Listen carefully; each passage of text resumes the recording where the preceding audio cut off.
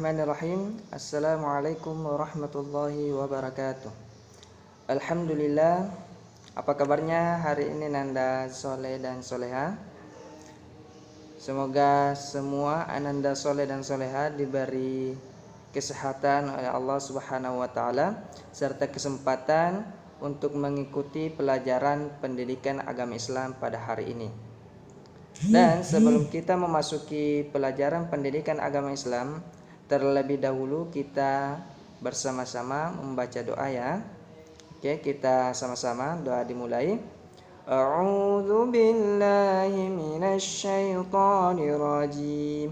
Bismillahirrahmanirrahim. Rabbi zidni ilman warzuqni fahman. Rabbi shrah li sadri wa yassir li amri wahlul 'uqdatam min lisani yafqahu qawli.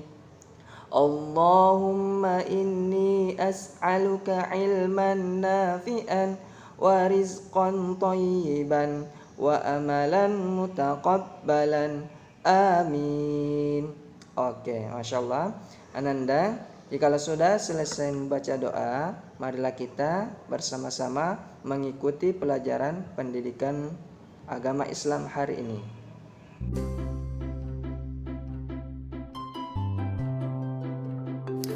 Bismillahirrahmanirrahim. Assalamualaikum warahmatullahi wabarakatuh. Pada kesempatan kali ini kita masih akan belajar di kelas 7 ya. Babnya yang ke-10 yaitu materi Islam memberikan kemudahan melalui sholat jamak dan qashar.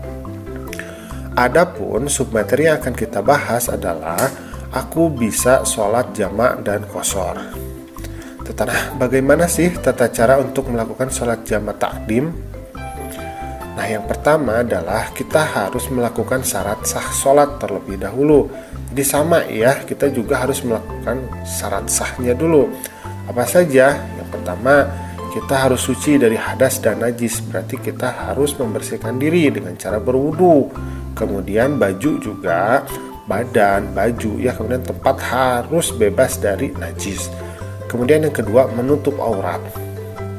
Yang ketiga, berada di tempat yang suci. Yang keempat, mengetahui waktunya sholat, jadi tahu kalau sekarang itu kita harus melakukan sholat apa. Yang kelima adalah menghadap kiblat. Nah, itu ya. Nah, yang kedua, apabila dilakukan secara berjamaah, maka didahului dengan iqomah. Maka kalau misalkan sholat jamak takdim yang kita lakukan itu dilakukan secara berjamaah, maka ada makmum yang melakukan iqomah terlebih dahulu. Kemudian yang ketiga, berniat untuk menjamak sholat. Nah, jadi kita melakukan niat ya untuk melakukan jamak ya, sholatnya di jamak. Nah, kemudian yang keempat, lakukan sholat sampai dengan salam.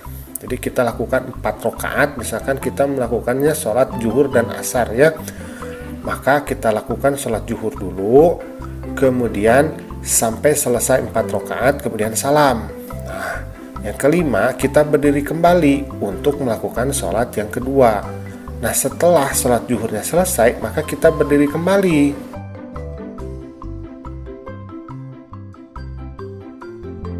Kemudian yang keenam, iqomah kembali apabila berjamaah. Jadi kita ketika mau melakukan sholat yang asarnya, maka kita iqomah kembali kalau berjamaah. Kemudian yang ketujuh, dirikan sholat yang kedua sampai salam.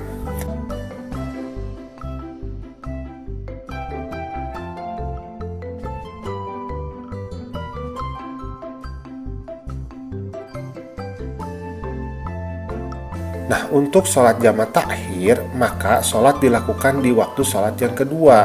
Lakukan sholat yang kedua terlebih dahulu, kemudian sholat yang pertama. Jadi bedanya jamak takdim dengan jamak takhir adalah kalau jamak takdim itu kita melakukan sholatnya di waktu yang pertama, misalkan zuhur dengan asar, maka kita melakukan sholatnya di waktu zuhur, tetapi disatukan antara zuhur dan asarnya. Tapi kalau jamak takhir kita melakukannya di waktu yang asarnya, di waktu sholat yang kedua. Nah, kita lakukannya sholat yang pertama asar dulu, baru kemudian sholat yang zuhur. Nah, seperti itu ya. Tapi kalau misalkan maghrib dan isya sama, berarti kita lakukan sholat isya dulu 4 rakaat, baru kemudian maghrib 3 rakaat, seperti itu.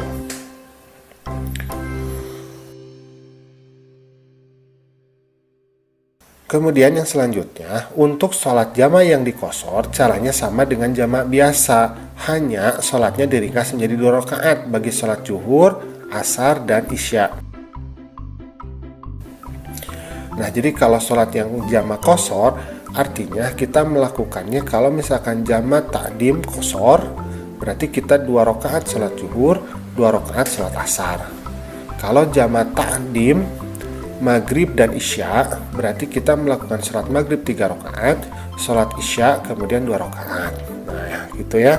Kalau misalkan kita melakukan jama takhir di kosor, maka kita melakukan sholat asar 2 rakaat, kemudian sholat zuhur 2 rakaat. Nah, kalau misalkan kita melakukan jama takhir kosor antara sholat isya dan maghrib, berarti kita melakukan sholat isya 2 rakaat, baru kemudian maghrib 3 rakaat. Seperti itu. Mudah ya? Nah, alhamdulillah pembelajaran kita pada kesempatan kali ini sudah selesai. Terima kasih ya sudah menyimak. Assalamualaikum. Oke, baik Ananda sekalian, alhamdulillah hari ini kita sudah mengikuti pelajaran pendidikan agama Islam.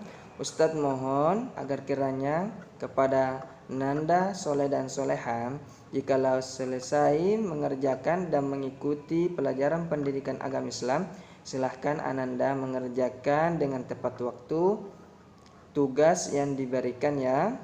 Ustadz kira untuk hari ini sekian. Assalamualaikum warahmatullahi wabarakatuh.